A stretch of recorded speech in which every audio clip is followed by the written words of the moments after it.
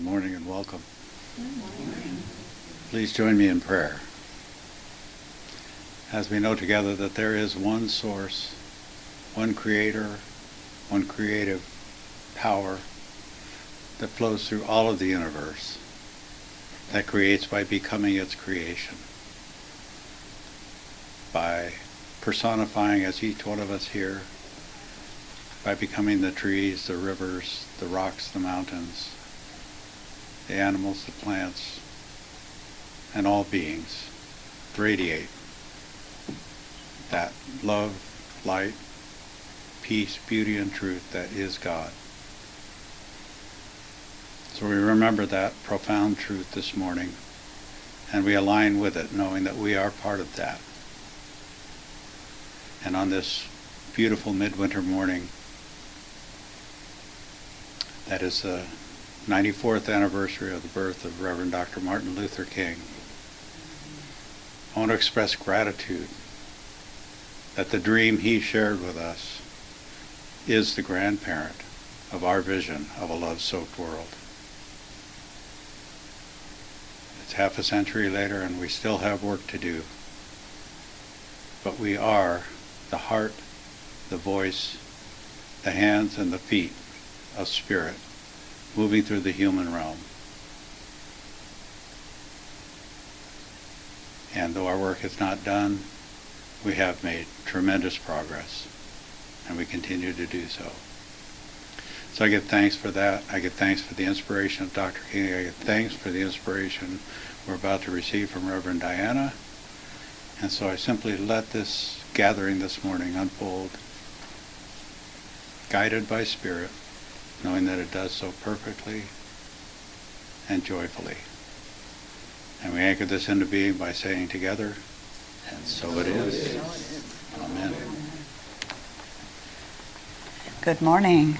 Good morning. So good to see all of you out on this beautiful morning. We prepare to move into our Taizé meditative experience this morning. So if you haven't silenced any devices, I'd ask that you do that. Because as we move into the meditation, it's nice to be able to stay with that flow all the way to the end. So we begin this morning. Welcome to those here, welcome to those online. We begin this morning by joining our voices together, bringing our voices into one common vibration. So you'll find the words. Yes, find the words on the screen. Couldn't remember if we did that during Taizé or not. Yes, we do.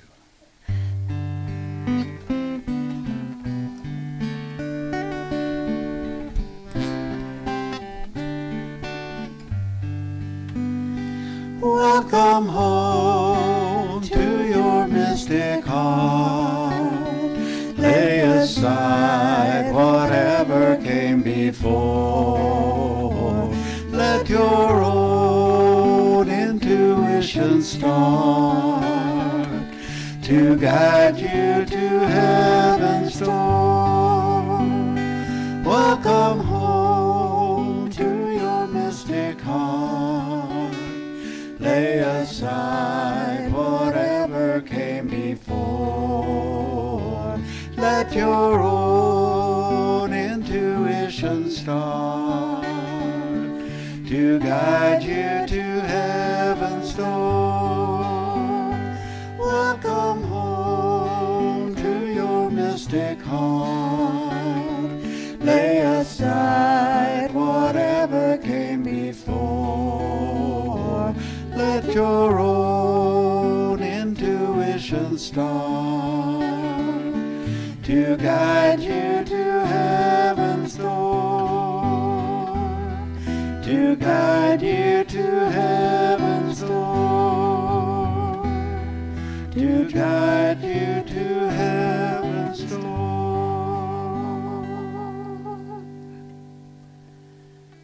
Dropping down deeper.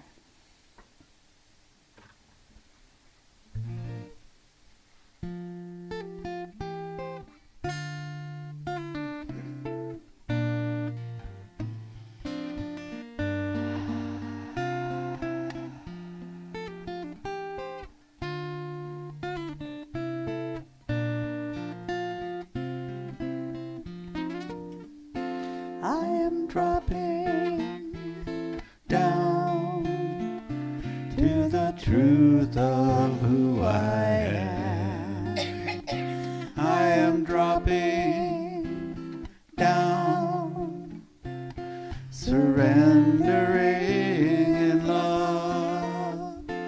I am dropping down to the truth of who I am.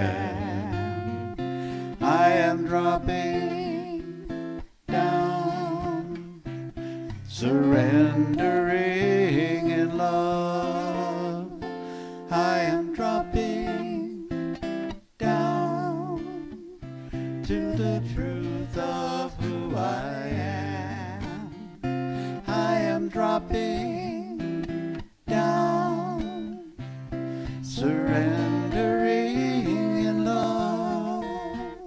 I am dropping down to the truth of who I am. I am dropping down, surrendering in love, surrendering in love, surrendering in love.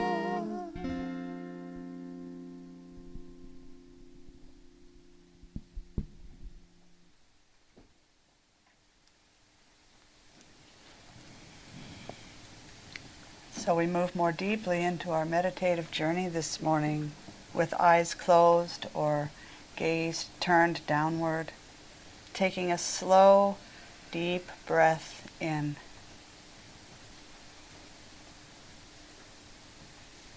And fully arriving as we exhale.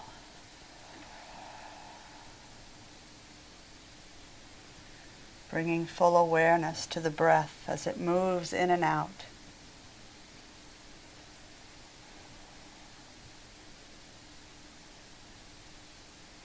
Noticing the space or the still point between the in-breath and the out-breath.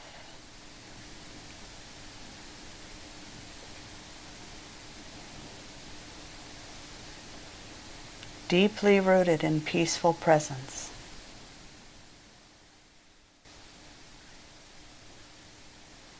And together we enter into sacred ritual. We form and hold a powerful vision. Together we envision a web of consciousness surrounding and infusing the earth. We see and feel ourselves to be a point of radiant light in that web.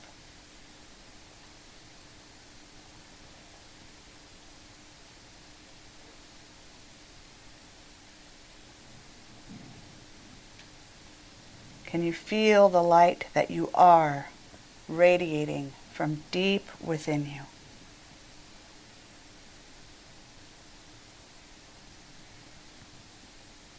Now expanding our awareness, we sense that same light shining in and from every human being, with no exceptions.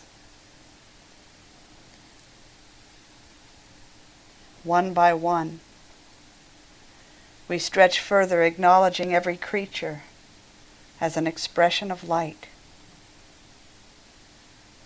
Every plant,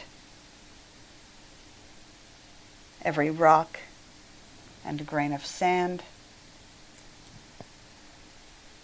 awakening to the light that radiates from the soil and the water, from the clouds and the heavenly bodies. We know that there is no separation between us. We are all of one light, one life. We feel our inherent interconnectedness.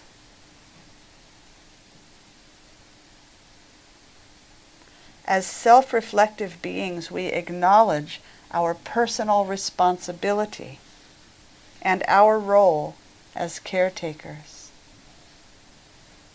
in sacred service to one another, to all life forms, and to the sacred Mother Earth.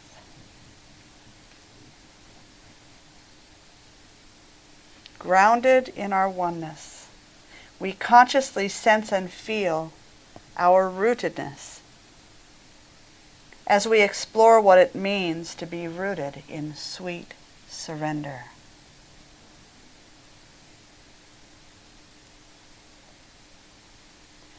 We know that in order to be rooted in sweet surrender, both our bodies and minds must be peaceful. Our speech must be peaceful. And our hearts must be peaceful. But this is not where the journey ends. In order to truly live a life rooted in sweet surrender, we must make peace with our past and peace with our future.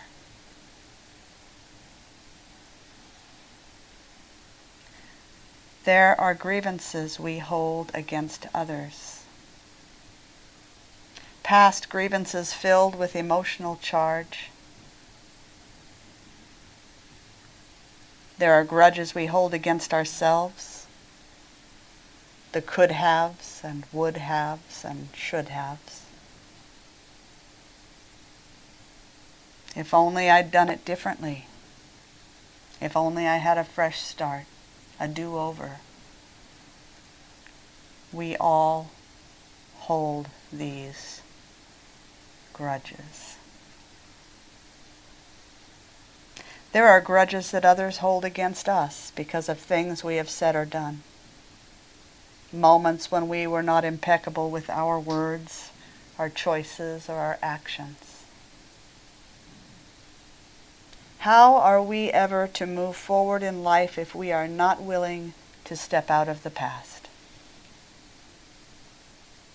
With one foot locked in the past, how far can the other foot take us?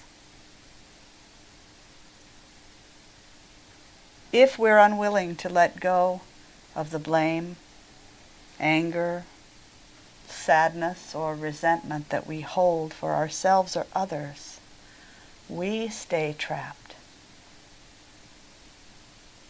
Waves of emotion disturb our peace, or even consume us, holding us captive to the past. Imagine how it would feel to let go of shame and guilt and remorse, blame, anger, victimhood. We each have the capacity to let it all go, if we're willing. We begin by giving ourselves permission to loosen our grip on the past. The journey of healing begins with permission. Actions of the past do not define us. If we choose to break free of our self-imposed prison, we can. Shedding our victimhood is a choice. We are all worthy of a new start.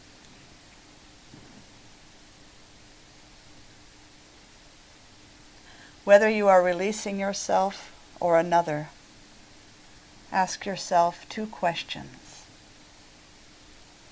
Am I truly sorry for what happened?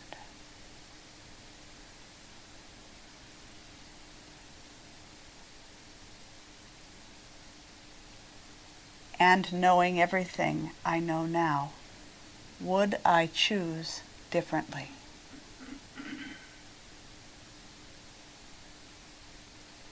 Excellent questions to starting again in any and every moment. whether we were a victim of someone else's choices or behaviors, or whether we have a regret, our steps from this moment forward will be the ones that define our lives. We can write a new story, starting now.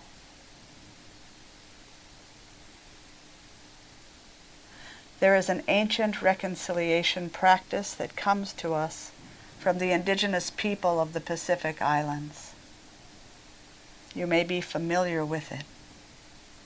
It is called the practice of Ho'oponopono, which means to make right again, to set right through prayer, repentance, and forgiveness. Repentance, to think again, to change your mind. The idea is that before we can cut the ties that bind us to past grievances, we need to own our part in our emotional disturbances. Apologize for whatever role we played. Ask forgiveness. Feel gratitude for the experience. And connect to the thread of love that has been darkened by the disturbance. While we may not be at fault, it is powerful to acknowledge that we have chosen consciously or unconsciously to hold on. Today, you get to loosen your grip. Today we enter into the ancient practice of Ho'oponopono. We are guided to a deeper cleansing and healing of whatever experiences still haunt us. We begin by acknowledging the Pacific Islanders and their beautiful traditions. May we be worthy of their intent, their generosity, their wisdom and blessing.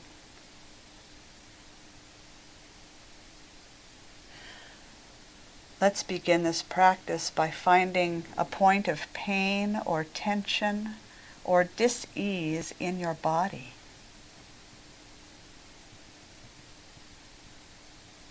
Something has caused this discomfort. We don't need to know what.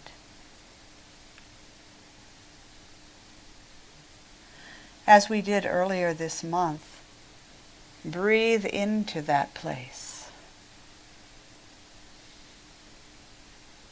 Give it light.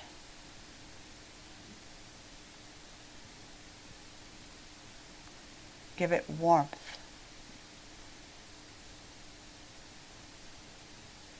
Give it love.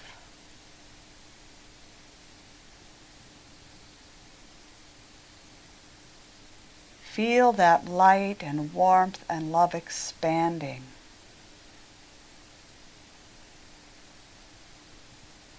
And feel the letting go.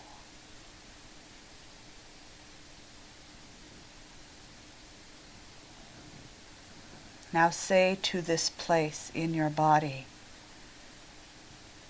I'm sorry. Please forgive me. Thank you. I love you.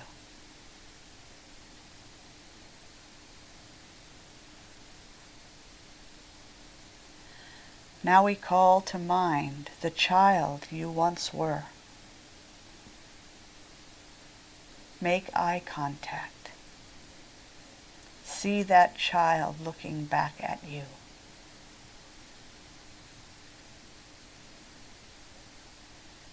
Now say to this child, I'm sorry. Please forgive me. Thank you. I love you.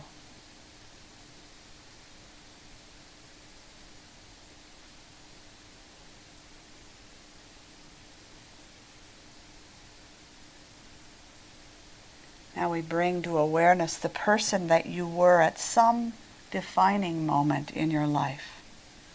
A time when you turned a corner, made a significant change of some kind, or maybe took a path that turned out to be less than beautiful.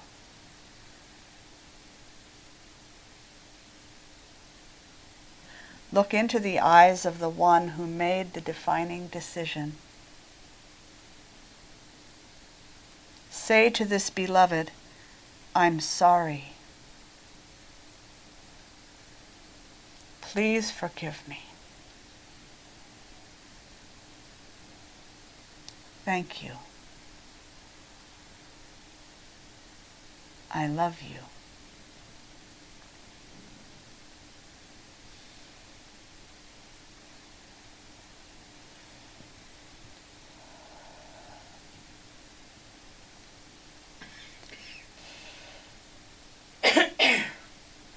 Call to memory now the face of a caregiver from your past.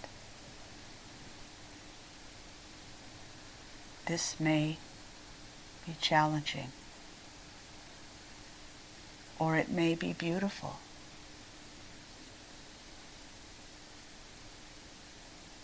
Look into the eyes of your caregiver. Breathe.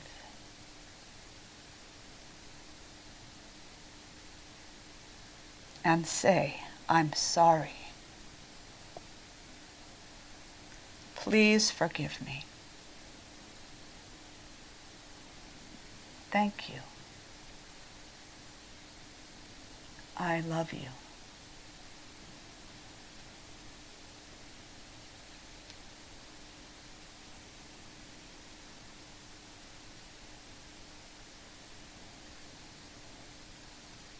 Now think about someone that you may have hurt by your words or actions.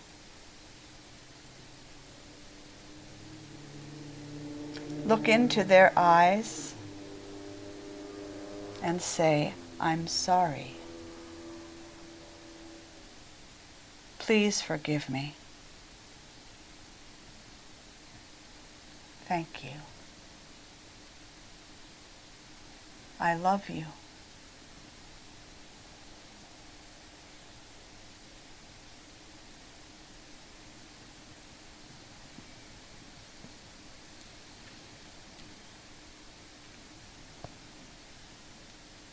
Now look in the mirror. Make eye contact with the one you are now. Acknowledge any grievances you may be holding against yourself. Shame, blame, regret. And say to yourself, "I'm sorry. Please forgive me. Thank you. I love you."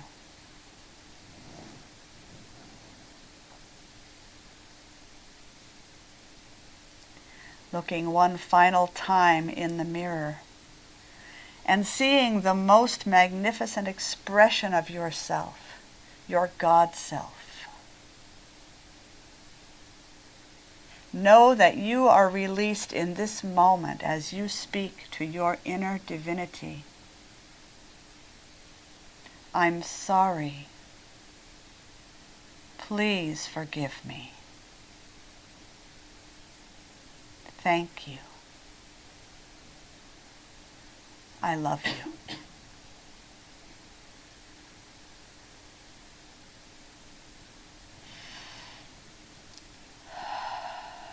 Let's take a moment to just breathe.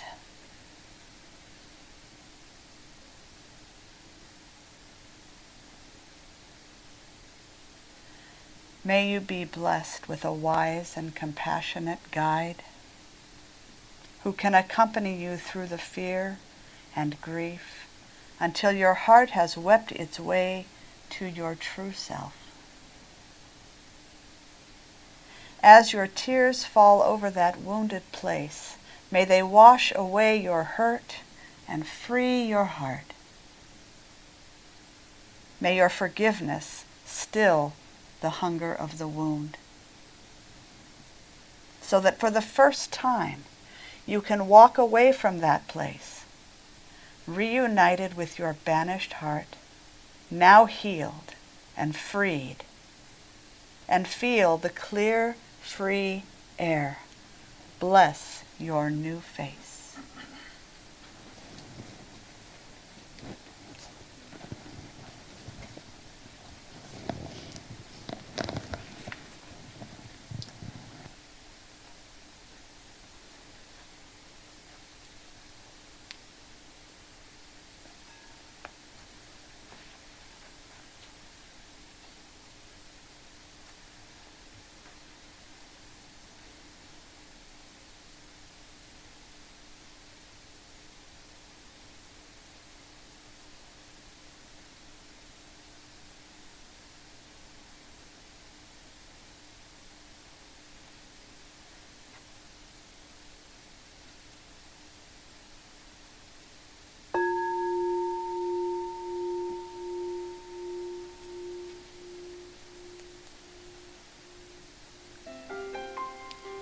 The word surrender has a negative connotation in our modern society.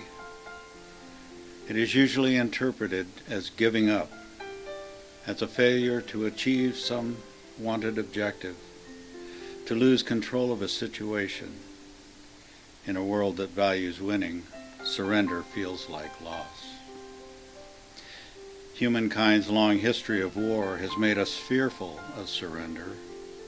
Losing the conflict puts us at the mercy of foreign strangers. We don't know what they might do, how they might treat us, how we may have to change. Actually, we live in an almost continual state of surrender. 22,000 times each day we surrender a lungful of air so that we can take another breath. We surrender our balance momentarily each time we take a step. We give up the comfort of our bed each day so that we can go out and make a contribution to our world. We abandon our clothing to take a shower. And at the end of the day, we turn out the lights, surrendering our vision so that we may sleep. Surrender is necessary because it creates a space for newness in our lives. We cannot receive a gift if our hands are already full. And we cannot grow into our next yet to be without renouncing our old way of being. Like sacrifice, spiritual surrender is merely giving up what no longer serves us, releasing outworn beliefs, habits, and practices that have lost their value. We forfeit what we don't want to allow room for what we truly desire. As we enter the sacred silence, let us consider letting go of beliefs, opinions, or ways of being that no longer resonate with us. Let us lean into our faith that Spirit is filling the empty space with divine gifts that empower us to be our highest self.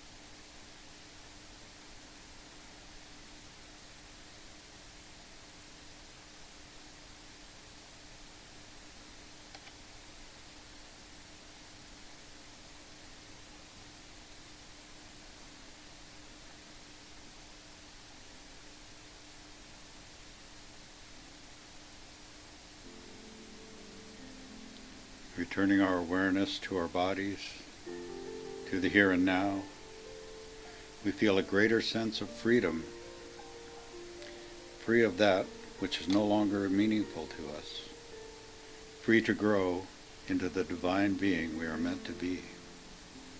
We celebrate this freedom with gratitude for the support of our beloved community. We give thanks to the divine source of our inspiration, of our courage to evolve, and of our very lives. Knowing that our spiritual growth benefits not only ourselves, but everyone we come into contact with, we know we are nurturing the evolution of humankind into its highest expression. Forgiving and releasing the past, letting go of all that has been, we bring ourselves fully into this holy moment, opening our hearts, minds, souls, and spirits to what is being born within us right now. We welcome the seeds of wisdom that Reverend Diana plants within us as she continues her message. And as they grow, we become more firmly and deeply rooted in sweet surrender.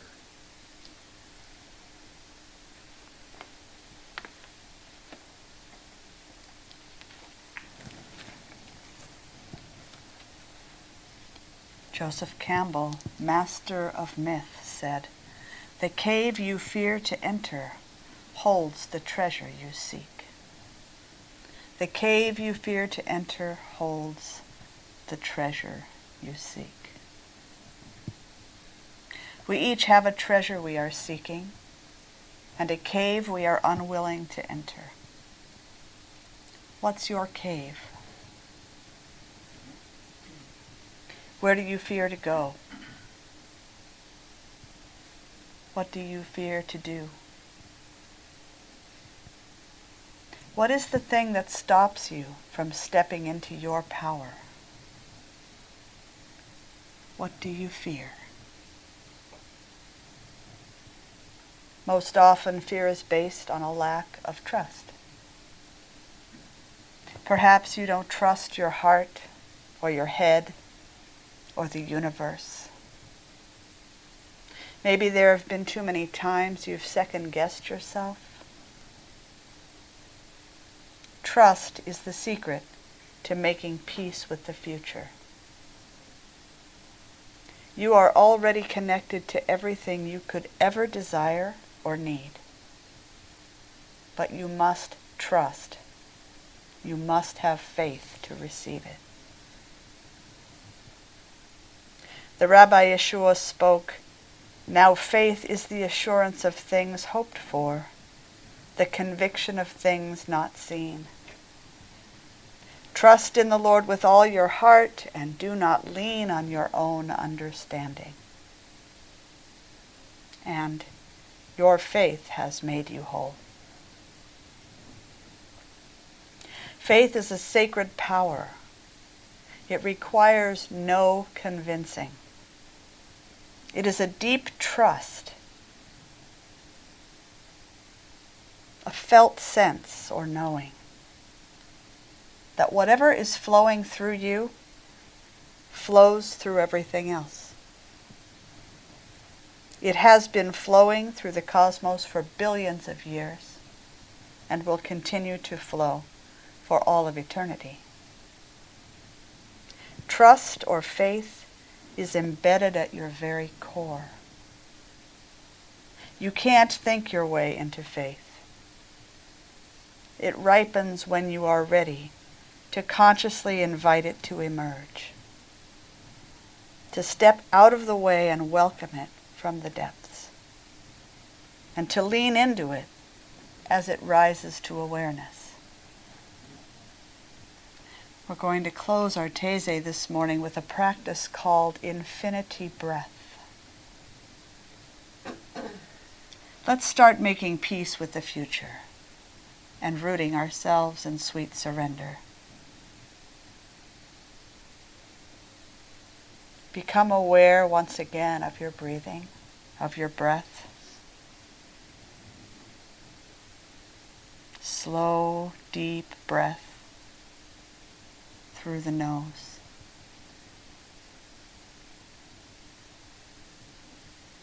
in and out.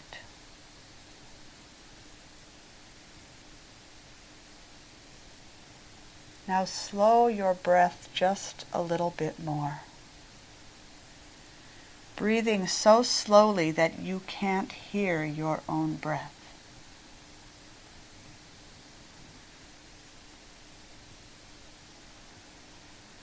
The breath goes silent.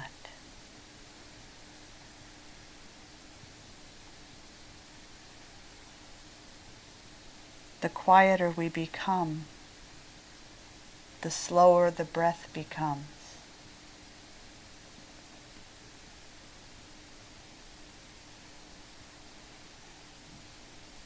Now, without disturbing that silence, begin to paint the flow of breath into an infinity sign.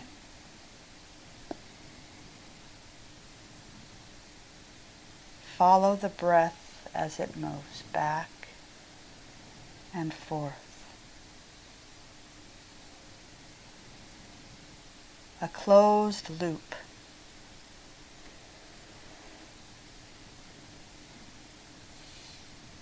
A cycle of trust that you at your core are infinite.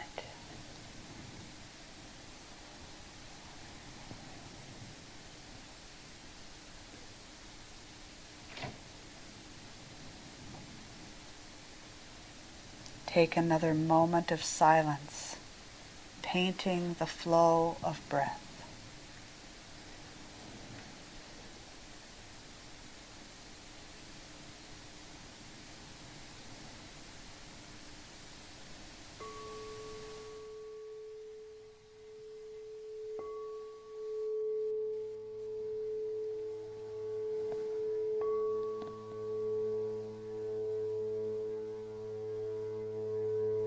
I release control and surrender to the flow of love that will heal me.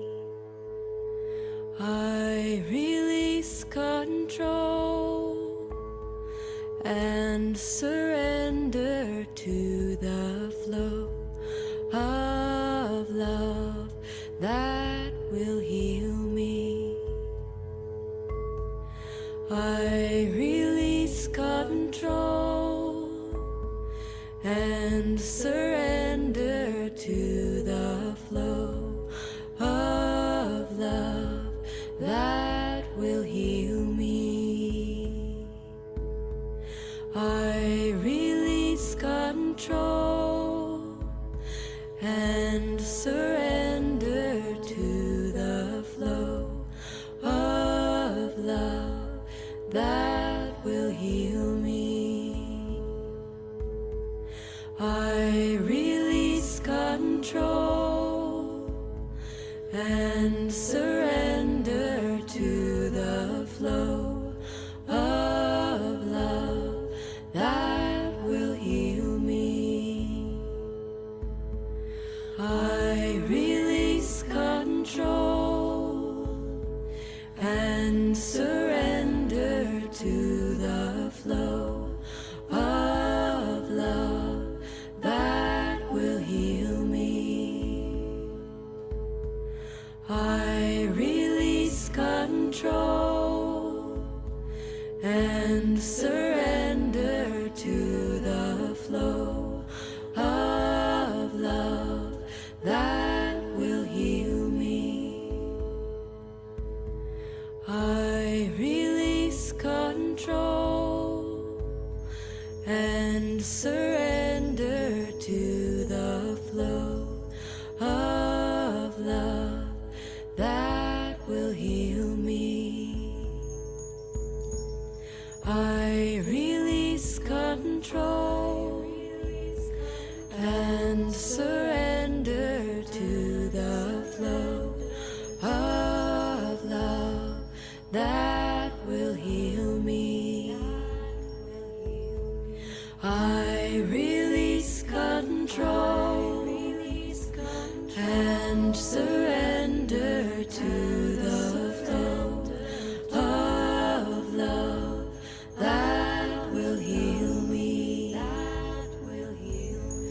I release control and surrender to the flow of love that will heal me. I release control and surrender to the flow of love that will heal me. I release control and surrender to the flow of love that will heal me. I release control and surrender to the flow of love that will heal me.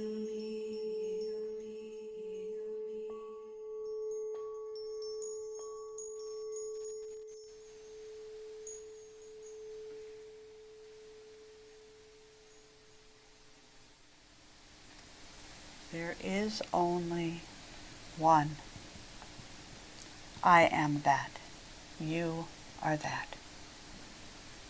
I offer thanks to the one that I am at peace with the past, knowing this as true for each one of us. I am at peace with the future. I consciously place my faith in the unfolding of spirit, in right timing and right order.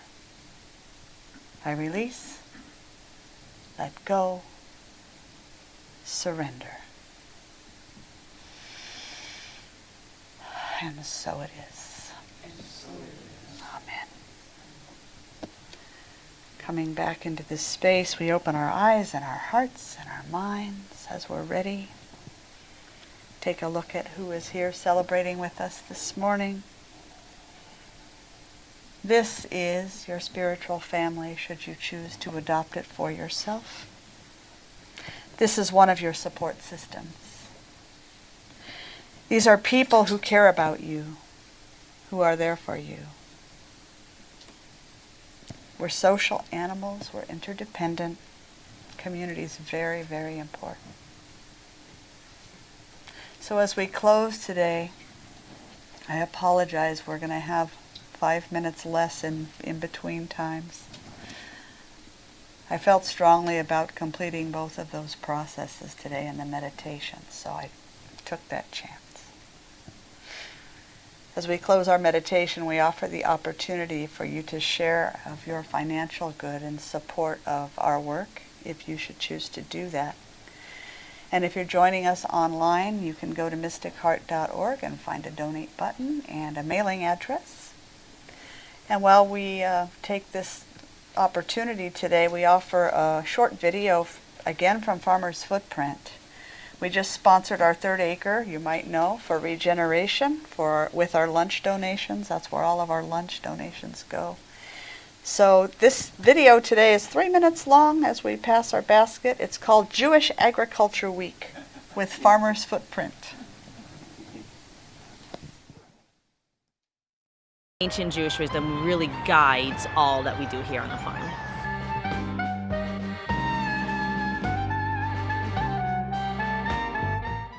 So there's a Jewish value called ma'aser, and it states that every Jewish farmer should give at least 10% of what they're growing out to the community.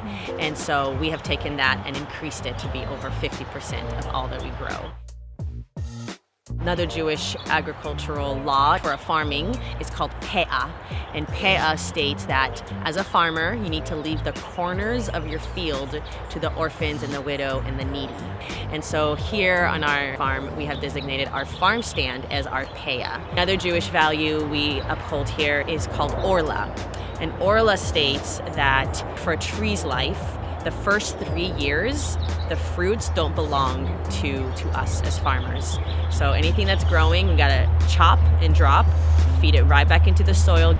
On that 4th year, The fruits belong to God, and so you can only donate the fruit, and only on the 5th year can you benefit from the fruit. We have a Jewish value called Tsa'ar Ba'alei Chaim, which is that treating animals in the most humane and dignified way. So we have chickens here on the farm. We have 2 flocks currently. They get rotated throughout the farm to help us with fertilization and create really healthy soil. Also give them a lot of our food scraps. We have another value called Bal Tashchit.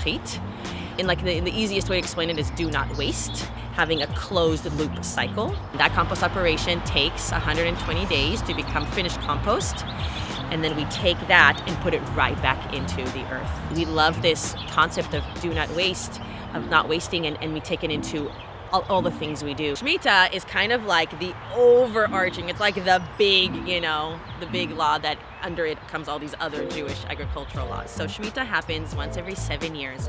All Jewish farms are following the same calendar, so all Jewish farms right now are in the Shemitah year, the Jewish year of 5782. The concept of Shemitah is letting the land rest and forgiving debt. And this ancient wisdom of saying, just like we need to let our bodies rest, we have Shabbat, the Sabbath. Every 6 days you work, on the 7th day, just rest, just be, don't do. So then the farmers have taken that into the land, saying it's the same, soil is alive with microbacteria, and just there's so much happening in the soil. It's alive and it's giving so much to the plants. Just letting your land rest for a little bit for the year will do so much wonder. It'll just give so much to the soil so that your vegetables, your crop will be even healthier.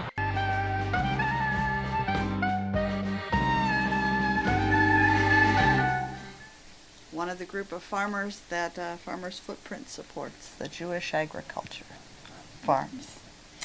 So we say thank you today for the many gifts that are offered in this place. We have so many people offering of their time and their talent, their skills, their love, their commitment, their treasure.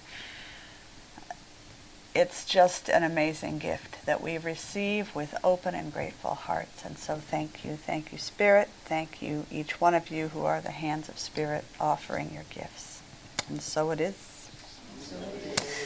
All right, we're going to sing you on out, whether you choose to go home for your day. People come in, go have coffee. Today it's not on the veranda because it's so chilly. It's in the office.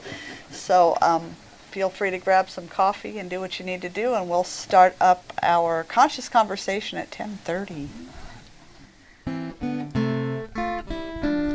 Sing you on your way. May your soul always find what it's looking for. May your heart always lead the way. May you live in peace and harmony. And may love always fill your day. May your path be strewn with happiness. May success find you everywhere. May you always embrace compassion and grace, and may God always answer your prayer. May you always embrace compassion and grace, and may God always answer your prayer. Shalom. Shalom.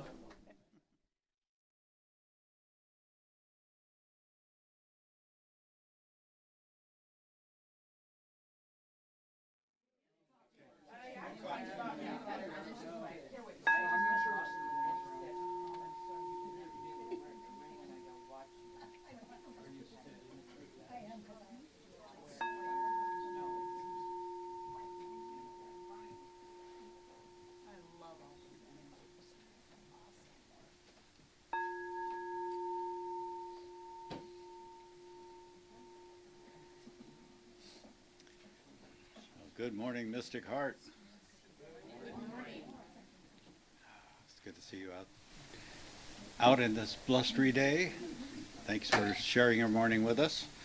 And please join me in prayer now, as we know together that there is one thing going on here, and that is the activity of spirit moving into form. Spirit expressing as each one here, expressing as the life-giving rain, expressing as every one of God's creations, trees, rocks, mountains, rivers, lakes, raindrops, dogs, cats, human beings. All of it is God expressing, and all of it is necessary for the full expression of that infinite one. So we celebrate that presence right here and right now, knowing that God is among us, Spirit is with us, and within each one of us here. I give thanks for that. I give thanks this morning on the 94th birthday of Dr. Martin Luther King. I give thanks for his inspiration. I give thanks for his dream that is the ancestor of our vision of a love-soaked world that we affirm every week. We still have work to do, but we know that we are the hands and feet, the heart and the voice of Spirit in the human realm. And we do the work that is needed. We lend the consciousness that is needed. And we stay the course. So I give thanks for each person here today, knowing that as we share this consciousness together, share this time of worship together, that we are all uplifted, and that as we are uplifted, the world is uplifted, humanity is uplifted. So with a grateful heart and with joy and gratitude that that is the case, I release my prayer, knowing that it's already so, and we say together, and so it is. Amen. Thank you. Thank you, Chris, for opening the space with that beautiful prayer. Welcome, everybody. Good to see you all out this beautiful morning. I put out an email this week. I think we need a church. What do you think? Yeah. Woo! All right, so feel free to join in. We're going to open with some upbeat music. If you want to stand, if you want to dance, if you want to walk, if you want to hug, what do you want to do? It's fine with us. We can't stop you from We here. can't stop you. Nor would we try.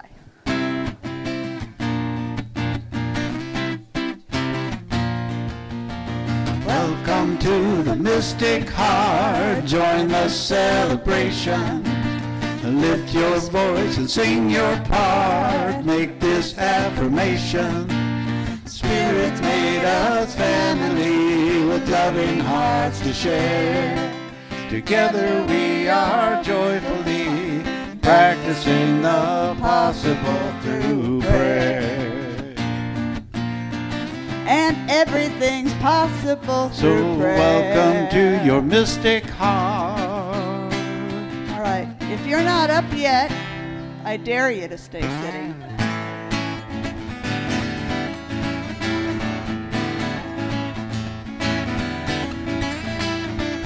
Everybody get up on your feet.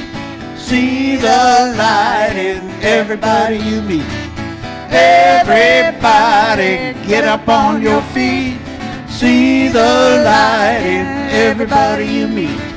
Let us be reminded of who we've come to be. We are love, we are one big family. Hey, hey, yeah, yeah. Hey, hey, hey, yeah, yeah. Let us make a joyful sound. Here we stand on holy ground. Let us make a joyful sound. Here we stand on holy ground. Let us make a joyful sound. Hey, hey, hey, hey. Everybody get up on your feet. See the light in everybody you meet. Hey, hey, yeah, yeah. Hey, hey, hey, yeah, yeah. Okay, don't sit down yet. Candace, there's room up front if you want. Okay, we're going to stand. What do we stand for? How about peace, love, and joy? Peace, love, and joy. Here we go.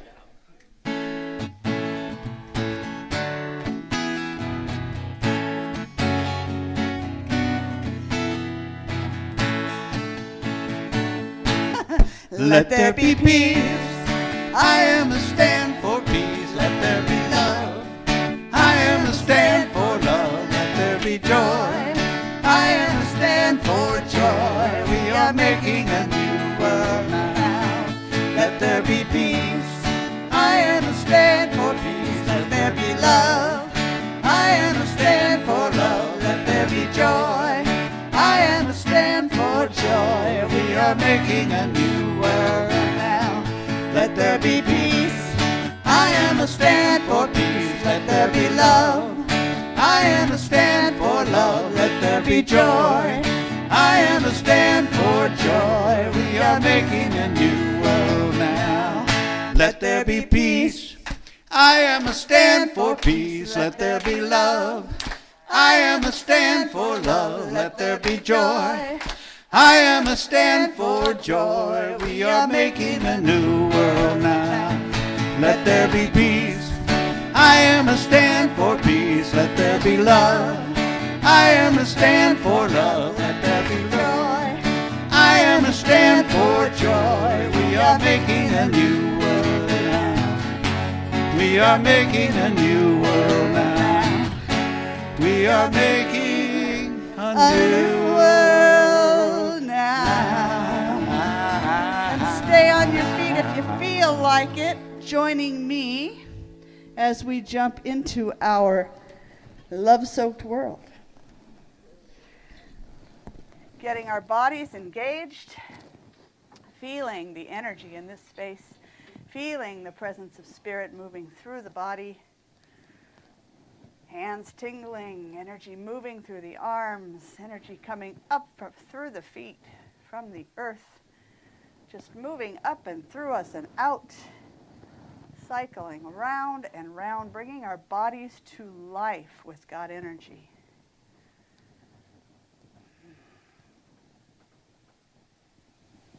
So we join together in sacred ritual.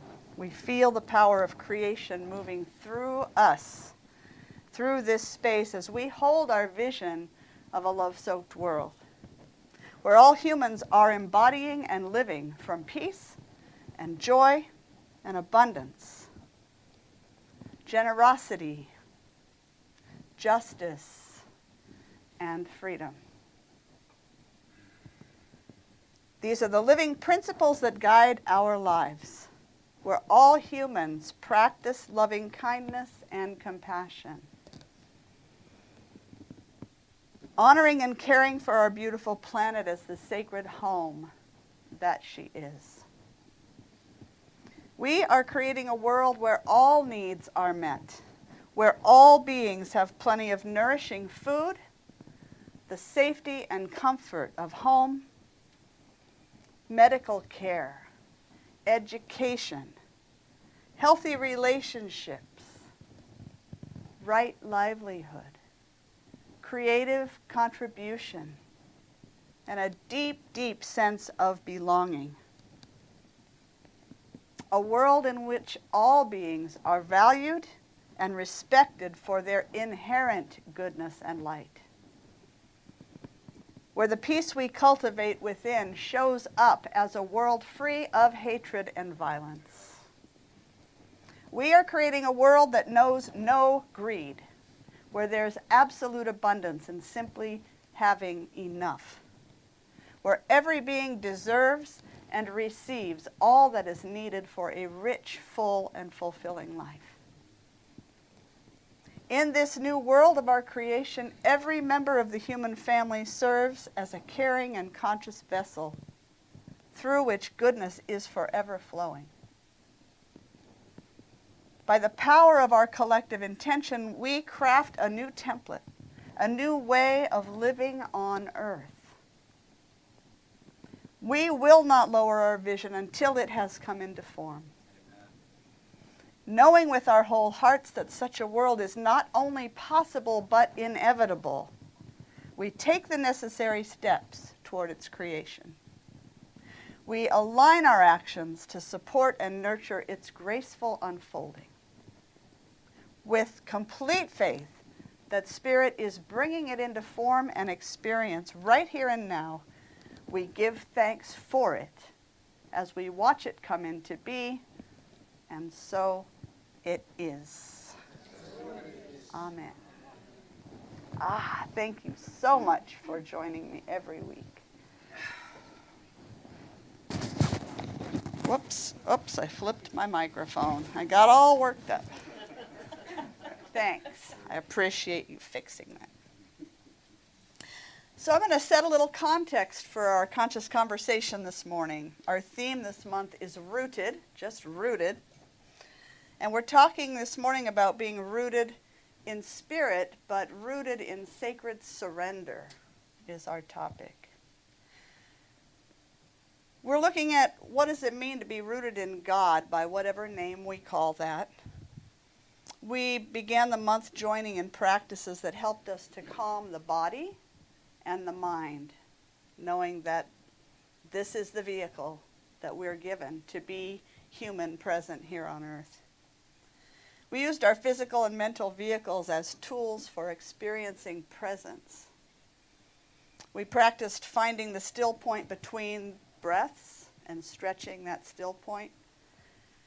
We practiced finding the still point between our heartbeats, between our thoughts, and awakening the peace that's always available within us. And then last week we talked about what it means to bring peace to our speech, awakening peacefulness in our speech, reminding ourselves that if what we want to say is not absolutely true, what else? Helpful and kind. If it does not improve upon the silence, not necessary. Okay? And we noticed that bringing peace to our speech helps bring peace to our hearts.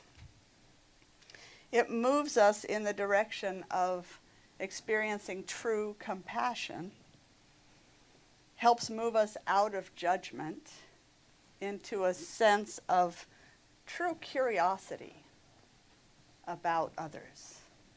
What is it actually like to be you? What is that like? During Taizé this morning, we spent time with the deep practices of making peace with the past and then being at peace with the future. Because it doesn't work for us to stay rooted in God when our minds and our hearts are holding grudges against others, against ourselves, or if we're trying to control the future, the unfolding of whatever's happening. These are major distractions, right? Aren't they? Don't they distract you? They distract me. So if you weren't here, you might want to check that out online, because as I looked out in the room, it seemed like it was kind of powerful for some folks. But for now, I want to spend a little more time with these topics of past, making peace with the past, making peace with the future, and this time asking some questions and sharing experiences, speaking from our collective wisdom. So does that sound okay to you? Sure. All right. First question, what does it mean to forgive? What does it mean to you when you say, I'm going to forgive somebody? What's that mean? Release. Let go. Let go, release, Drop the resentment. drop the resentment, Not think about it anymore. not think about it anymore. Come to Maybe peace with. come to peace with. Okay. Accept, I heard over, oh, hi Dawn. Good to see you this morning. Yeah. Like sometimes it means that you're letting go of your right to be whatever, angry, Okay. resentful about something, and basically saying, I give up that right. I give up the right to be angry or resentful. How many times have you heard people say that? I have the right to be upset right now. I have the right. And my response is always, yes, you absolutely do. And how is that working for you? Okay? Yeah, it is all right. We can do whatever we choose to do with our own emotional state. Yeah. I think it's important to remember that forgiveness doesn't mean condoning the behavior that happened. Bingo, good. So forgiveness doesn't mean condoning a particular behavior and saying it's okay that you do that, say again to me or whatever. April? I think forgiveness for me is like releasing the negative energy inside myself around the situation Mhm. enough to be able to see the other person as a perfect and flawed human being and be able to meet them, Yes. but still protecting myself. But Sure. that resentment is poison. It is. On the inside of you, and they always say like resentment is like drinking poison and expecting the other person to get sick. Yeah, nice, thank you. Candace? Cavalia. I'm sorry, I'm trying very hard. Um, So deeply wired. I second that, and I guess the only way I've been able to find forgiveness is just to really recognize the other person and where they're at and have compassion. It's the only Yeah. thing that will alchemize that for me. Mhm. The letting go is not enough. That's the only thing that works for me. So true compassion for where somebody is in their own journey, Just letting them be there. letting them be there. Yeah. Kimberly? What I found when it came to forgiving somebody that really hurt me is realizing that they did the best they know how Mhm. from what they learned and what they experienced, Right. and they're coming from a place of their wounds. And when I realized that, it was easier for me to understand and forgive somebody that we're all working on our own stuff. Right, yeah. So your own beautiful way of representing what Cavalia just said, too. Yeah. Heather? And to second both of them, what's worked the best for me is to see them as a child, as look for their inner child, and then Yeah. I can have so much more compassion for that person. I'm able to have that compassion Yeah. if I see them as a child Yeah. that they once were. Yeah. Nice. See them as a child. Empress? Forgiveness for me is less about the other person and more about decoupling from this belief or this insistence that I've been harmed. Oh. So really your release is about letting go of the idea that someone else has or even can harm you. Beautiful. Realization that I've harmed myself. Harming myself, drinking that poison. Or Yeah. allowing. Or allowing. Yeah. So what does it do for us then when we forgive? I know you're sort of dancing around what that does for us, so what does it do, Lucinda? It releases me from the anger. Okay, releases you from anger, Max? It opens up a positive area to connect with the person. All right, so it opens up a positive space in which we can now connect with one another. Awesome. Nice. He said it. He said it. Opens, All right. opens up that It space also- for the love to flow in. For the love to flow in. All right. It also releases us from victimhood. It releases us from feeling like the victim or playing the victim in our lives. Yes, it does. Claudia. Some imagery that I shared with you previously was about removing the stone at the flow of the river of the heart. And Yeah. when I read that, there's something that really shifted in me. It was like I was removing just an obstacle that was there to let it flow, and it wasn't very challenging. with that Removing the imagery. stone of the heart. That is a powerful image. Thank you. Chris? It's a way to reclaim our own power. A way to reclaim our own power. So stepping back into our own God-given power. Nice. Forgiveness also is forgiving that person, but realizing that you won't let them do it again. Okay. Amen, So sister. there you go. Yeah. You don't have to let that happen again, do you? Forgiveness releases both parties from spiritual bondage. Releases both parties from spiritual bondage. Okay, so during Teze, this is, you guys are so wise. I love all of the wisdom flying around this room. This morning we did the practice of Ho'oponopono, And we did a full release of all kinds of things, a full forgiveness of all sorts of things. And in that practice is a willingness to look at whatever it is that we are in need of forgiving and telling it that we are sorry and being grateful for the experience as well. So that gratitude piece, I want to kind of pivot us to that right now. So in the process of forgiveness, when we are acknowledging the part that we play, because that is an important piece.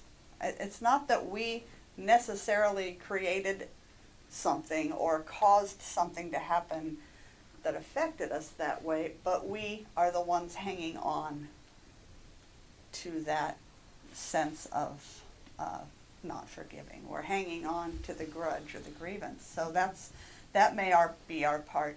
We may have a part that, we put ourselves, maybe we had a sense inside of us, this wasn't the best person for us to be around, or this wasn't the best job for us to take or situation for us to be in, and yet we didn't listen to that and we put ourselves there. So maybe that's our place, our part. So whatever the part is that we play in it, we have to acknowledge that. And then this practice, this Pacific Island practice, says that the next step is to be grateful for the experience. So let's talk about that. What does that bring up for you when, Cavalia? Is there any way that we can just rewind for a second? Because I feel like there's just a little bit of maybe bypassing going on where, and I'm sorry to bring this up, but it's an important part of the process. Sure. Where we really do have to recognize what another person's actions and behavior Absolutely. have been. Absolutely. And even in ourselves, our own actions and behavior, and hold Right. ourselves accountable. Accountable, And yes. this is a bit of the, maybe someone wants to call it shadow work, but Right. I don't think the process can move forward. Right. Because there will be no real change without looking to the polarity. Mhm. Like, I'm all for owning Right. our own stuff and that power, but Right. there's just that piece that's really important, and that's, Absolutely. Well, being that this isn't a weekend retreat, I have to kind of pick and choose where I was trying to go. I'm the shadow work queen, so. Right, yeah. Oh, yeah, you can ask anyone taking my classes. We do our work that way, and I agree with you 100%. And then the gratitude, Yes, comes right. after. Yes, absolutely. Not trying to bypass, just acknowledging the format that we're working in right now. So Always thank you. speak to it. No, thank you for bringing that up, Mark. I don't have to be afraid of the feeling of being sorry anymore. It can be a release into some positive, Mhm. creative, new experience. Yeah. No fear around feeling Sorry. feelings of any kind. Used to think sorry meant penance and, I did such a bad thing. Right. And now I deserve to be punished. No, Mhm. I don't need to. No. Changing our association to that. Right. Exactly. Yeah. Right. Thank you. John? Yeah, I look at instances, experiences in my life where I've had the opportunity to forgive for some transgression that somebody has done that I think somebody's done. And it's given me the opportunity to look at my part of it and see how what I can do to make myself be a more loving person. Right. And, Yeah. And that way, in some ways, I think the person that I need to forgive is actually doing me a favor. Right. Showing me something that Yeah. I need something. Yeah. So you Yeah. can own that part that is yours. And let me say that sometimes can mean I'm going to own this part and be at peace with the part I played in it, and I'm going to remove myself from this person or situation. Not going to keep beating my head against the wall necessarily with a repetitive situation. So it sometimes means that too. So I got hands. I got 1, 2, 3. Go ahead. I had something recently with noticing some resentment towards my father Mhm. for not interacting as much as I would have liked him to when I was little. And through me taking my responsibility and that as being this ornery little boy Uh-huh. who was driving him crazy, driving him nuts. He had 8 children in his lifetime. So it was, yeah. But anyhow, so there was a lot of stuff there, and I had to acknowledge my part as an ornery little boy, and his part as an overwhelmed man trying to provide Right. for all these people. Right. So I was able to forgive him in that way, noticing that I had a part in it, Yeah. noticing that he's doing his best, like you had said a moment ago. Right. So stepping Yeah. into my power, noticing that I'm the one Right. holding on to this, Right. and then saying gratitude for my father for all he did. There you go. And that's really empowering for you to be able to move forward in your life. Exactly. Yeah. Nice. Yeah. Thank you. Dave? Well, it seems like all this stuff is for grist for the mill. Hmm? Grist for the mill. It's for our own benefit that we experience these things, because Right. until, what else does it matter than you waking up and going, oh, I'm caught in this little thing and Right. this isn't what's happening. All little For me. opportunities for us to wake up. Yeah. All right. Thank you. April? I think it's also a really important chance to grow. You know? Yes. And that does come with responsibility for your own actions and words. And so if I'm placed in a situation where my reaction wants to come out as anger or to right this wrong or justice or, lash back just as hard or whatever it is, it's my responsibility and it's my gift to be able to stop and sit in that and decide, who do I want to be? Who do I want to be? What helps me grow? And what are the things that have held me in place?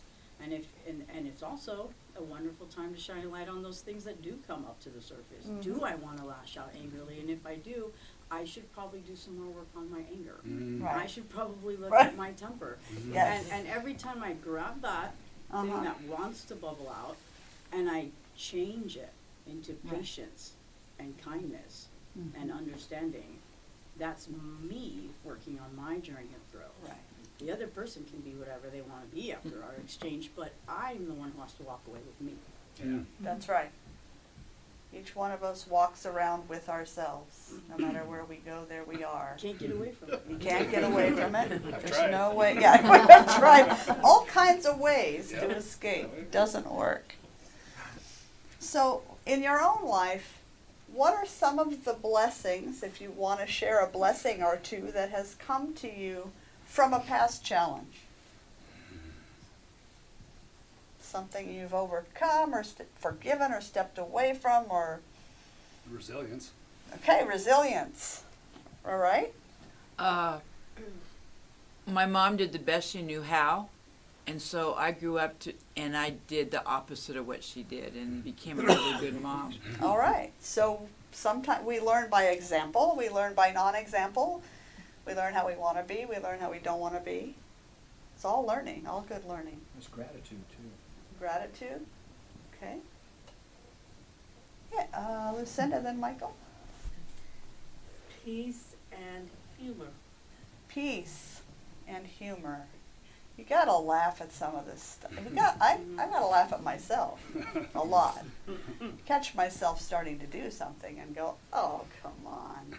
32 years of what? Meditation, practice, prayer, study. What was that? But you caught it soon. But I caught it and I laughed. So if you can catch it and laugh, you're gonna do okay. Michael? Forgiveness for insensitive adults when I was a child. Forgiveness for insensitive adults. You were a child, yeah. We had some of those. I recently released some deep family resentments, Mhm. and that was so restorative to my self-esteem. Yeah, it really is healing. It really is healing. So I've heard, we've all heard, that which doesn't kill us makes us stronger, right? Yeah, okay. There's never a lack of things coming up, and I guess over the years I've just really felt like it's come up because it's come up to be healed, and Right. there's things to heal on both sides, and so, Yeah. I mean, if it wasn't coming up, then these things wouldn't be shifting or healing, so. Right. Yeah. It's just really the gratitude of being with the process. They do come up to be healed. They're calling for that healing. Kabalia? Today is would have been my grandmother's birthday, and she was a real toughie. As everyone being a mirror for ourselves and our own behavior and what we want to take from our ancestors and generational line, I really have to look at my issues around wanting to control. She really taught me a lot about that. Right. Control and judgment. So Yeah. I'm grateful actually for those experiences. Yeah, they really are helpful. They help us transform from who we currently are being to who we want to be. Who do we want to be in the world? So that's a perfect segue, actually. So looking at making peace with the past is the one process we looked at this morning. Then we looked at making peace with the future. So what's that mean to you, to make peace with the future? Not hold expectations. Okay, not hold expectations. Not to try to push it in the direction you think it should go. Oh, not try to push it in the direction you think it should go. Let go and let God. Let go and let God. Prepare for change. Prepare for change. Oh, we should all be fully engaged in that right now, huh? Yeah. Yeah. Trust. Trust, Sense of openness and willingness. openness, willingness, Invoking the magic. invoking the magic. Yeah. Letting go of the thought that I know best how it should work out. Sometimes you want the outcome, and you try to manipulate and maneuver and move all the chess pieces so that that outcome will come. And maybe you will get to that outcome, but maybe the journey was not what it could have been. Right. Would you have just let spirit or the universe or whatever you believe in guide it along its path? Without all your hands tapping the balls back and forth. Right. To be in flow. The interesting thing with that is the journey might not be what it might have been, and actually when you get there, that thing might not actually be what you thought it was going to be, and yet you forced it into place and you have manifested your way to it, and then there you are with it. It's like, now what? Because manifestation, if you're forceful enough, it does work. Thinking that I know what's best for my own future. Right. Thinking you know what's best. Did you have your hand up a second ago? No. And there's no one to blame. All right. No one to blame. Being open to all the infinite possibilities. So being open to infinite possibilities. I almost have the opposite issue where I leave everything open and have no Right. direct path or Yeah. goal to follow. So there is But I a ended middle. up somewhere. Yeah, there's a middle way. There's a middle way. So that can be a danger too. Wide open, completely wide open. Chris? Sometimes we try to control what we don't want to happen, the place we want to be. And interestingly enough, we get back to that place anyway. Right. So avoidance and denial is not going to help. Right. Yeah. Avoidance and denial don't help. Process, Mark. Every day is an opportunity to find a new perspective, see things a little differently than you ever have. Yeah. Every day is a new opportunity to see things differently. But there has to be an openness, a desire, and a willingness to see things differently. So that means we can't be stuck with the way we, like April said, the way I see it is the only way, is the right way, the correct way. We need to let go of the need to control. We need to let go of the illusion of control, because we that's actually better. don't control Thank you. too much of anything. We have, I think, that we're empowered to control our own thoughts and words and actions, should we choose to, and the way that we experience what happens to us and around us. But outside of that, do you know what's going to happen 10 minutes from now? 10 months from now? 10 days, years from now? We don't. We don't have any, we think we know. I think you said something interesting about we can't control the thoughts. I think what we control is, are we gonna attach to that thought? Because I think Mhm. thoughts come to us and, Right. you know, we might even look, where did that come from? Mhm. And is it something we want to attach to and Yes. nurture into Right. action? Yes, thoughts arise. Do I want to entertain this thought? Or do I want to just let it keep on going and shift my mind to some other thought? That is the choosing point. Yeah. So people have been throwing around trust for the future, faith. What does it mean to have faith? Or trust, whatever word you like best. Knowing that whatever happens is working out for me. Whatever Yes. happens is working out for me, no matter what it looks like or how I thought it should look. Yeah. To really let somebody else take the reins for you. To let somebody else take the reins for you. How many of us in this room have a really easy time letting somebody else totally take the reins for us in our lives? Yay, congratulations. So do you think we all have the same amount of faith? Yep, Yeah? yep. Just a matter of where you Explain. apply it. Where do we place our faith? Okay. We're all faith machines. But what do we have faith in? We have faith in the goodness of the universe and all needs being met, and this being goodness unfolding no matter what it looks like? Or do we have faith in if it can go wrong, it will go wrong? If you think that, that's what's gonna happen. There you go. Yes. Yeah. So we all have faith.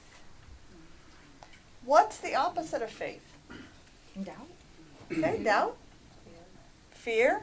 Disbelief. Disbelief? Stupidity. Stupidity. Okay. Indifference. Indifference. Yeah. Or ignorance to the truth, you might say, instead of stupidity. Ignorance to the truth. Okay.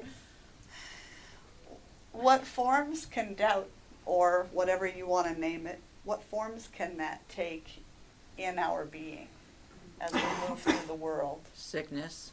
Okay, sickness, Unwillingness. unwillingness, Complaint. complaint. Well, fear and anxiety have a huge energy ball that comes with them, and it can manifest in so many different ways. Health problems, your breathing changes, you're not oxygenated correctly, your muscles are tight, your blood pressure rises. There's all these things that come from that energy, from that fear, Right. from that anxiety, and you know, it just consumes you in a way if you don't grab hold of it and, Right. and transmute that energy. Absolutely And true. Big ball of negativity. Go grow what? Big Mine ball. keeps me safe. Okay, Kabbalah. I feel like it all starts with tension. Okay, At so the with root tension. of, the root of all of those things, any health Uh-huh. things, any mental things, it's all tension Yeah. in the body. Okay. I think all that, One second. yeah, they're like, you guys are on point, but my Yeah. brain keeps going, it keeps me safe. My head's on swivel 24/7 when I go, I got my mace, I got my knife, I got this, I got that. I'm watching, you better, don't come near me, back up. I said no. Like, that's how my mind works on the daily. I'm just saying, that is how I live, and guess what? I'm still here, so. You are? Are you willing to let it be different at some point? in the Sometimes I future? am. Sometimes I'm comfortable, I feel good, I'm Right. in my body, I'm in flow, but there's a lot of times that Yeah. I'm very much, especially with my kids Right. out and about, I'm Mhm. very protective Yeah. and We on all have high our alert. past experiences and our reasons why we build these protective. I'm just saying, I don't, you know? in that sense, I don't think there's anything wrong with that. Like, Right. we live in a world where crazy stuff happens. Sorry, I'm We just- we do, just and there are saying. different ways of living in that craziness. Yeah, Yeah. there are. David and then Mark. So, it only seems like we have two choices. We either live in fear or act in love. I mean, Okay. Yeah. that, you know, Yeah. I'm sure there's a lot of in-betweens everybody's looking at, but you're either caught in fear or you're expanding in love. That's sort of the bare bones of it, huh? That's the bare bones. Yeah, Mark. I wanted to mention the need to find an escape. Mhm. And Okay. I guess lead us not into temptation. Yeah. So when you feel that urge to escape from something, question where that's coming from. Wise words. Yeah. Well, I just wanna say, let's not confuse fear with danger. Right. Those are two entirely Right, separate right, things. right. Yeah. Fear is probably imaginary perception of a future Right. event or thing that has not, Yeah. it may not take place, and danger is like, yeah, you should probably not go walking around at midnight with your wallet hanging out, and you know, Right. it's two Yeah. different things, so. Yeah. Yeah, the common sense things that we really should be aware of, and that, you know, things happen. Don't go hiking at midnight with meat in your pocket. John? I'm going to respond to the idea that faith, the opposite of faith would be fear and anxiety. I'd like to for me, it's worry. Uh-huh. It's just worry. It's like my mind Yeah. running, what's going on. And it is fear and it is anxiety, but I find a worry is more personal. And it's more, it's Right. not a danger. It's my mind running scenarios. Right. Yeah. Yeah. So worry is a form of anxiety. It is a form of fear. It's just a form it takes as your mind ruminates and ruminates about all of the possible awful things that might happen.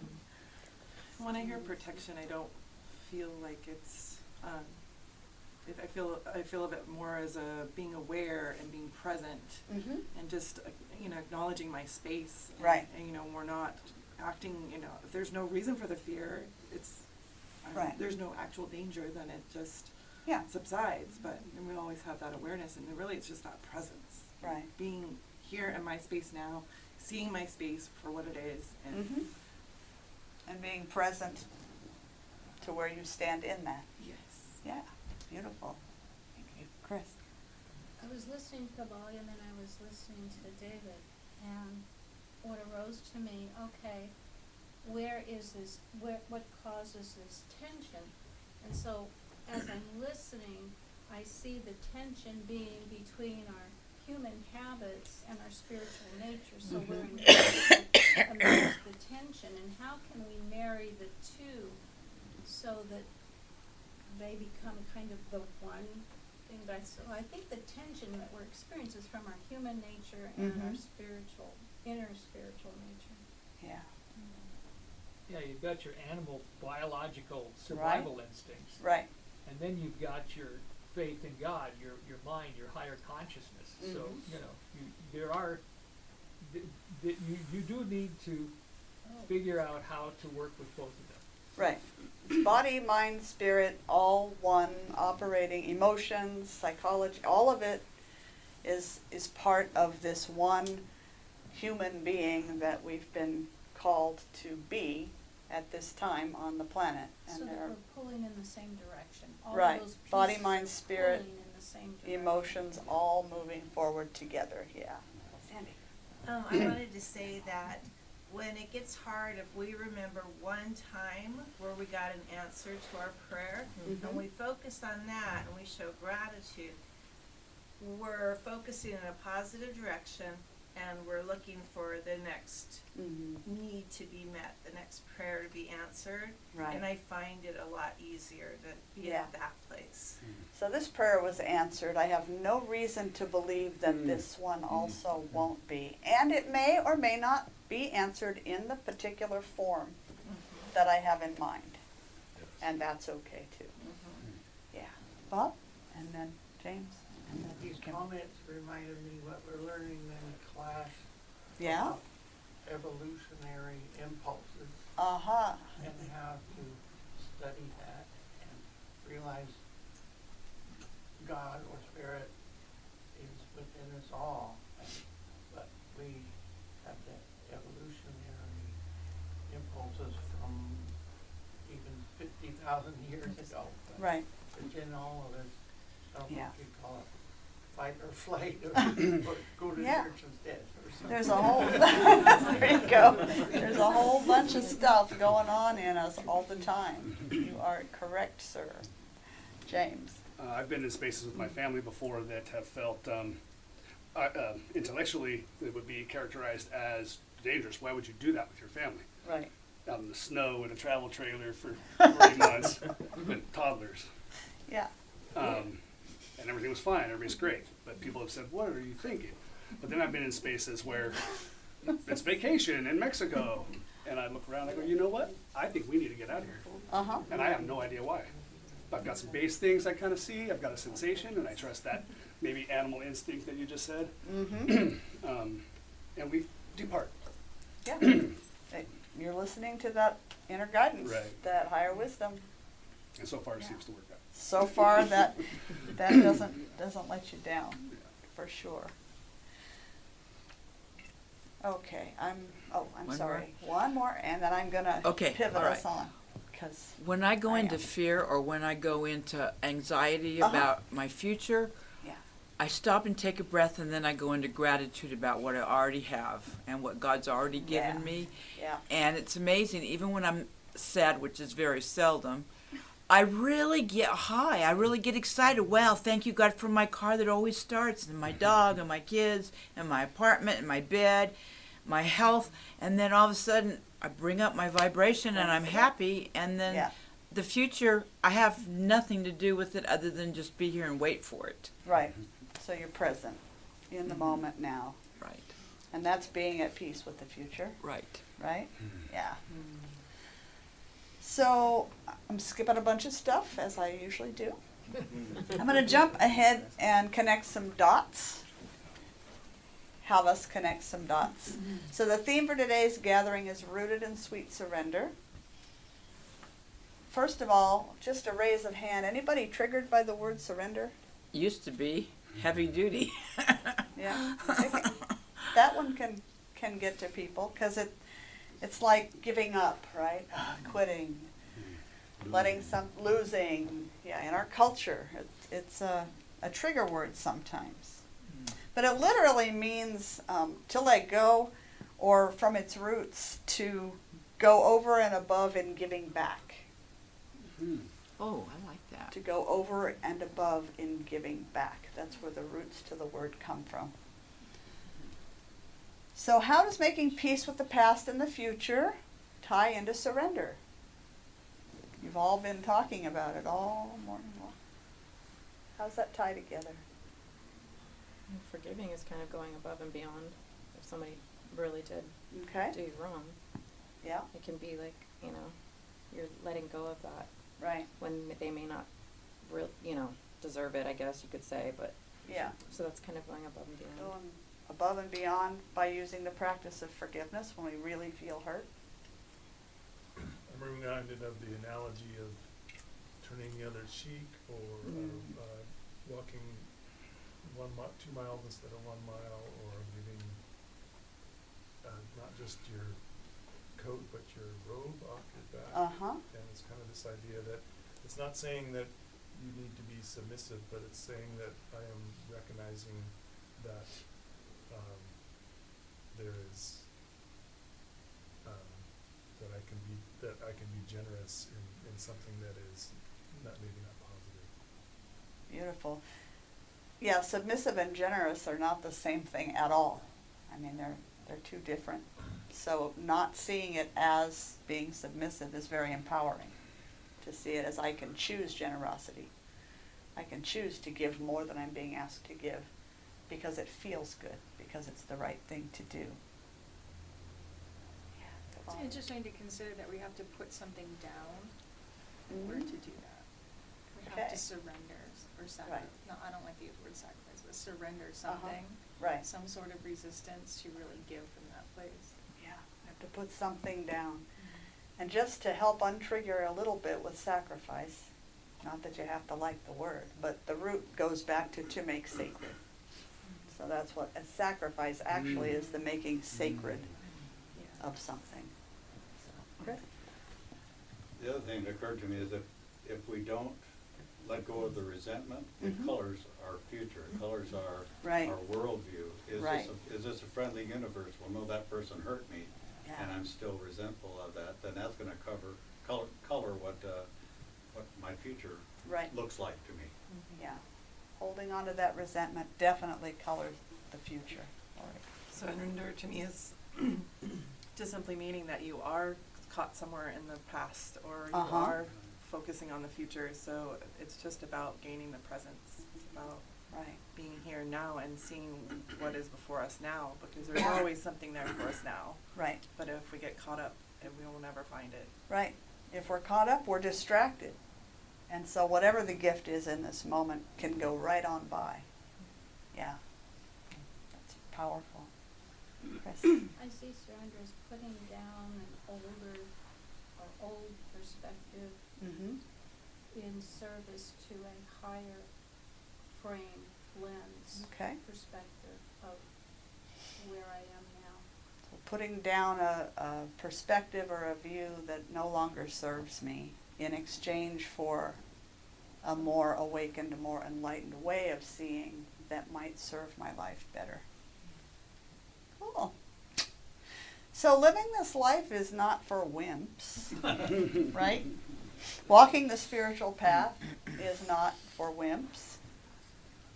It demands that we become more emotionally mature, more psychologically stable, that we explore the shadow places that lurk within us.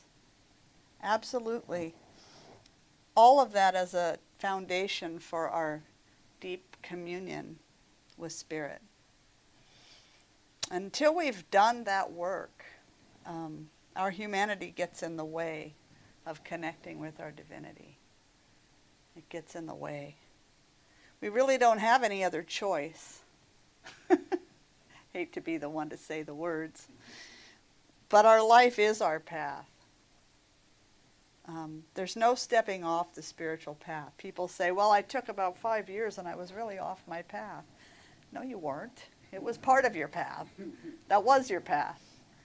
Just because we're not meditating every morning or praying or doing our practice, whatever that is, in a conscious way to be spiritually connected, does not mean we've left our path. We act as if wandering off and losing our focus, putting down those conscious practices. There is only the path. Got that? There's only the path. Even when we choose not to work it, Spirit's working us. We're being worked. Lucinda. That doesn't mean I can't find a cave to hide in or We can definitely hide for as long as we feel called to hide. And it might be a hiding that is very nourishing. It might not be a hiding at all, but a diving in to the roots of who we are, to take some time to be nourished. And there's absolutely nothing wrong with that. That's part of the path, too. But sooner or later, if we get too involved in things that are not uplifting us, ways of being, groups of people, whatever it is, at some point I believe that we come back to asking ourselves, what was I doing last time I was feeling good? What was I doing last time I was feeling connected and in the flow and life was moving along, joyfully for me? What was I doing? And then we might have the response. I don't know, do you have this and this that talk to each other? I do. You might have a response that says, oh yeah, maybe the work I was doing was having an effect. Maybe it was important. Maybe having the support of spiritual community does make a difference in my life. So spending time with like-minded people does help me stay focused and moving along in my journey. So I'm going to close us with an affirmative prayer today to help us stay awake. There is only one all-knowing and forever expressing presence. One source of all that is. I call that one God, Spirit, life, power, infinite intelligence, Great Spirit, love.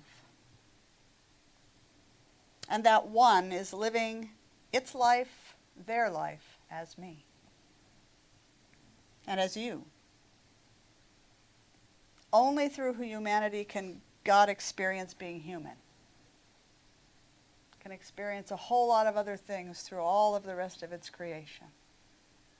But it is through our hands and feet and hearts and voices and service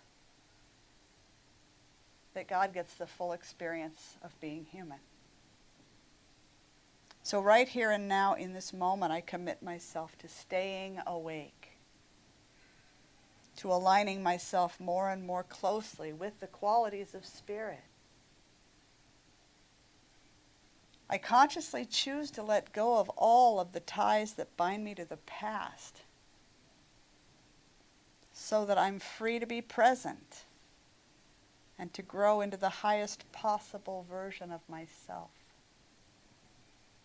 I release any need to control the future, trusting completely in the goodness of life and in the giving nature of Spirit. All of my needs are always met when I choose faith over fear, generosity over greed, compassion over indifference. As I move through the coming week, I make time for quieting the body and calming the mind. I practice peaceful speech, which contributes to my peaceful heart. Rooted in sacred surrender, I accept each moment as it comes. God knows what it's doing, doesn't need my advice or my opinion. I step into the flow of good, fully receptive to all that is inherently mine. So deeply grateful for our time together today. Deeply grateful for each one who's chosen to share in conversation and communion and celebration. I say thank you. Grateful for the power that moves my word into form and experience. I release my prayer, trusting that it has already done its work, and it continues to do its work, creating a flow of grace in every one of our lives. Rooted in sacred surrender, I let go and I let God. And together we say, and so it is. Amen. Thank you for all your awesome sharing today. I am learning to let go of my need to control, not what's said and how much is said. I would be here all day talking, but the clock. I was programmed early on in my student life that a service is supposed to be this long, and I just am really having to work to release that. So thank you for your part in helping me do my work. So I saw a hand go up. I don't even recall just now.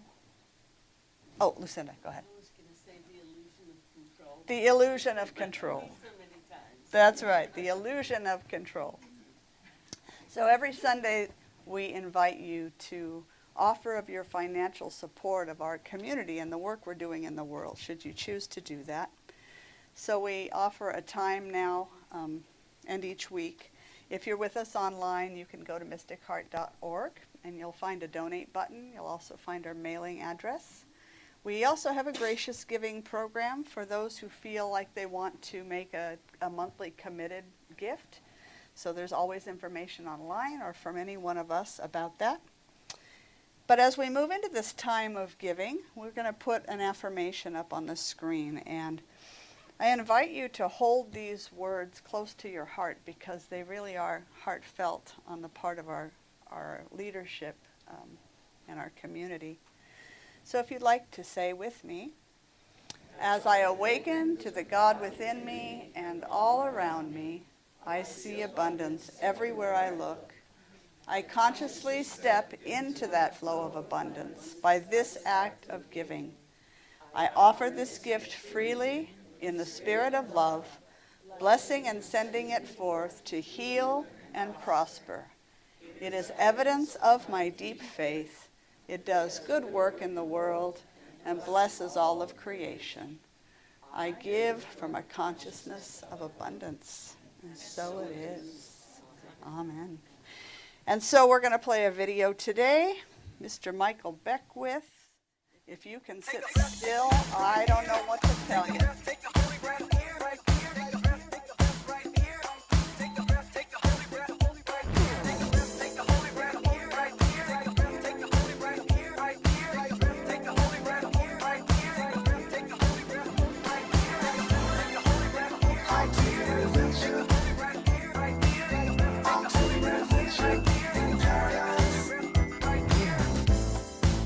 As we're lifted up into the spiritual domain, we begin to see a little bit differently. There's a broadcast going on. This broadcast comes from within you. There's a song singing within you. There is something within you that wants to express. There is something within you that wants to come forward. You are anointed and appointed by the Spirit as the image and likeness of divine and ultimate reality. As we bank in that domain, we bring heaven to earth as a spiritual practice. Wake up and say to yourself, I'm taking an adventure in paradise. And guess what? I'm taking you with me. I'm activating my spiritual stimulus package. I'm taking an adventure in paradise. Your stimulus package begins with an awareness that you're sourced and fueled and funded by a renewable resource which is within you. It never runs out. It is your essence. It's your life. Your divine spiritual stimulus package is activating the gifts of divinity within you. That you may express them. You will express them beyond your wildest imagination and joy. Joy breaks out all over. It's the real source. Feel it in your bones. Take a holy breath and say to yourself, I'm taking an adventure in paradise. And guess what? I'm taking you with me. I'm activating my spiritual stimulus package. I'm taking an adventure in paradise. In order to have this stimulus package, stop looking outside for help. Become still and listen. Listen with that inner ear. Life is everywhere. Joy is everywhere. Love is everywhere. Why don't we see that?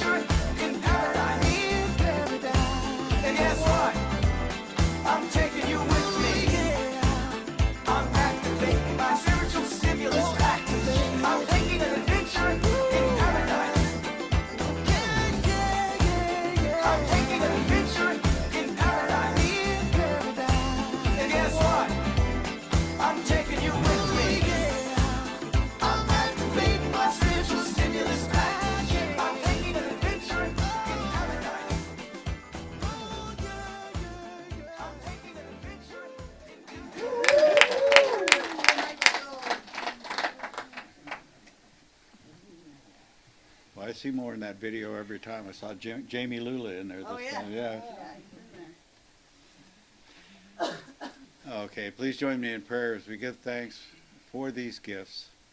I give thanks for the ultimate source of all good, which is Spirit. I give thanks for each person that is that spirit of good, that source of good on this planet. So I give thanks for each of your gifts, financial, gifts of prayer, gifts of love, gifts of volunteerism. All of it serves to build our ministry so that we can do more and more good in this world. So with a grateful heart, I just accept these gifts, and we say together, and so it is. All righty, I'm going to invite you to a bunch of stuff, but first, I'm going to give you over to my beloved. I want to do one of these to Mrs. Angela French. Oh, she'll love that. Yeah. This is our online and social media diva. She makes sure that we have something posted to Facebook and Meetup and Instagram on a daily basis. She creates the, you'll notice that your Sunday reminders have gotten much more gorgeous lately. That's her creation. She sends that to me and I just bump it along to you guys on the email list. So I just want to thank you for all of your hours and hours of time that you give to Mystic Heart with our promotion. Thank you so much. And remember, every minute you spend online saves me 5 minutes of being online. All right, the Church of What's Happening Now. Tuesdays are filling up. We start with Kundalini Yoga with Kavalya, and that's from 11 to 12:15 p.m. And then that's a p.m. Okay, and then later on at 3 o'clock is Michael Bordeaux's book club, and we're reading Lunch with Buddha, which is an absolutely delightful read. It's a sequel to Breakfast with Buddha, and we'll probably have dinner someday. It's a terrific book, and it's enjoyable even if you haven't read the first several chapters, so feel free to drop in. The Wednesday class is closed, so we'll skip right over that. Thursdays are even more packed. We've got functional movement and yoga with Kavalya from 11 to 12:15, and then fast track to wellness from 12:30 to 2:30. We bumped that a little bit to make a little more breathing room between that and yoga, and we cap the day off with shining light on scripture. It's our metaphysical Bible study. It's from 3 to 5. So and drop-ins are available or are welcome to all of those. So, but you must be present to win. So we're still looking for volunteers to help with the Junior Mystics program. So if you're interested in that, we're trying to get a group so that you only have to come in, you have to commit to once every 4 to 6 weeks, 4 to 8 weeks. So if that interests you, talk to Tracy next door Or even if you over just lunch. want to help out. Yeah. And if you want to just hang out there and see if it's something you want to do, let us know that too. We don't want you to commit to something and then not know what you got into. So, looking ahead, Ellie Thompson would like to tell you about her celebrating community event. The first one of many. Okay, so how many times did you go to church and a girl walks up here with a good bottle of wine and a big stick of chocolate? My kind of church. Your kind of church. If you were having doubts, now you know. So my husband and I, since he's paying for all of this, we got to add him on there. On February 10th at 6 p.m., Randy and I are hosting the first Celebrating Community fundraising event for Mystic Heart. Our community fundraiser is a wine and chocolate pairing. You will sample 2 white wines and 2 red wines with milk chocolate, a white chocolate, a dark chocolate, and a surprise chocolate, and you don't know what that is unless you come. So the movie we're going to watch is called Chocolat. I know a lot of you are familiar. It's a great Valentine movie. And since it's kind of French-based, the food we're going to have during the meeting is French themed. This will not be a formal sit-down dinner, but a fix your plate, grab some wine or beer if you want to bring some, and head to the living room kind of meal. The cost for this community fundraiser is $30, checks to be made out to Mystic Heart. And please text or call me if you want to attend. My phone number is on the back of the bulletin. Okay? Is that here or at your? It's my house. So once I know who's coming, I'll get back to you with directions and a little bit more information And too. because it's in her living room, the number of tickets are limited.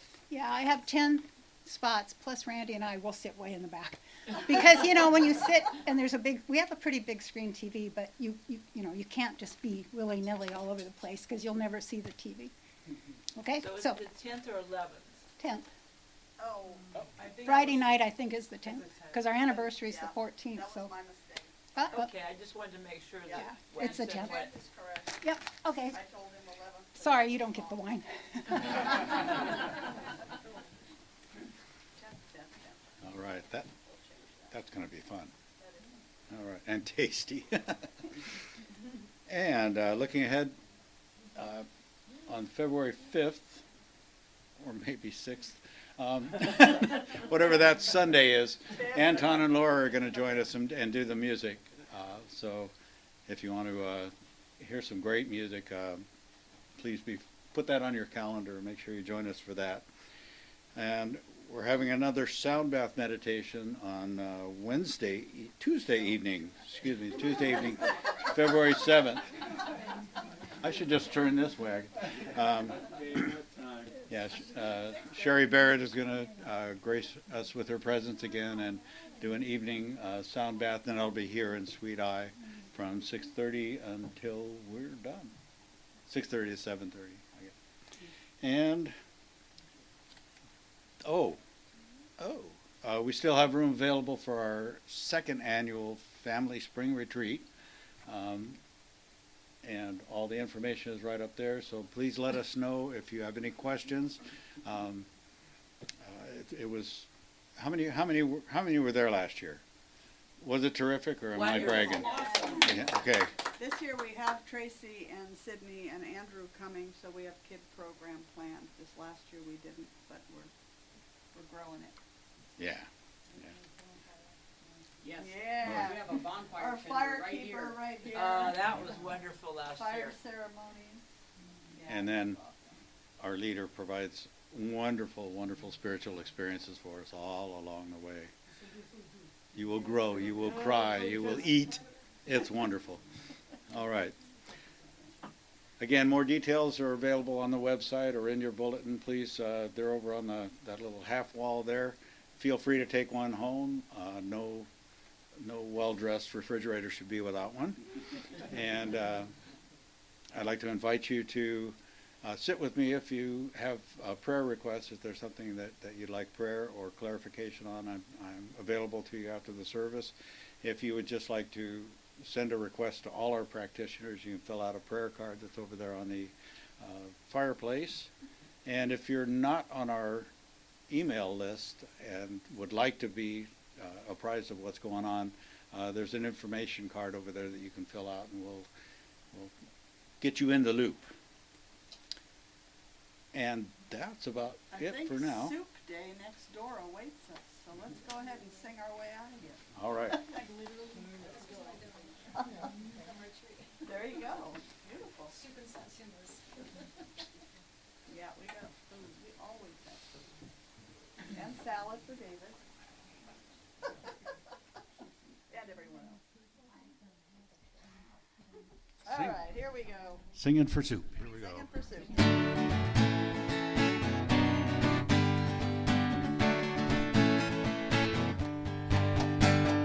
All together, hand in hand, we see the light, we take a stand, and we are changing. A whole new life for you and me. Take you fast and set it free, and share this blessing. Love be with you, peace enfold you, spirit lift you, breathe it in. Truth come through you, may good flow to you, let joy renew you until we meet again. Love be with you. Ooh, love be with you. Ooh, love be with you. Ooh, love be with you. Ooh, love be with you. Break it down. Ooh, love be with you until we meet again. Ooh, love be with you. Ooh,